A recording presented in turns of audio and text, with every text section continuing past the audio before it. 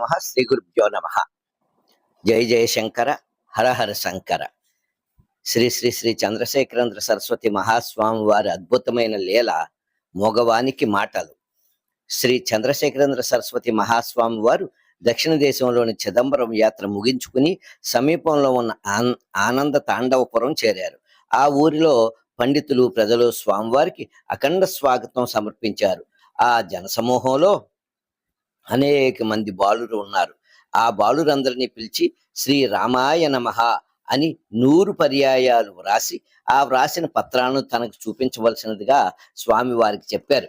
అదేవిధంగా వారంతా శ్రీ రామాయ నమః అని 100 సార్లు వ్రాసి ఆ పత్రాలన్నింటినీ స్వామివారికి సమర్పించారు.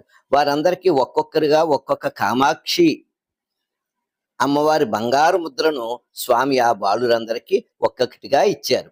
వారిలో ఒక బాలునికి అమ్మవారి ముద్ర ఇవ్వబోతూ స్వామి అరవంలో సొల్లు సొల్లు, నీవు వ్రాసింది నీ నోటితో చెప్పు చెప్పు అని ఆదేశించారు.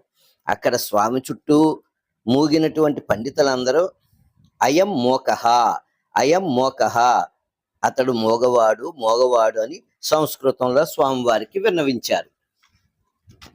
అయినా స్వామివారి మాటలను విననట్టుగా, స్వామివారు ఆ మాటలను విననట్టుగా మరలా ఆ పిల్లవాని వైపు తిరిగి నీ సొల్లు సొల్లు, నువ్వు చెప్పు నాయనా, నువ్వు చెప్పు చెప్పు అన్నారు. అంతటా ఆ బాలుడు శ్రీ రామాయ నమః అని అందరూ వినేట్టు బిగ్గరగా అన్నాడు. మోకం కరోతి వాచాలం.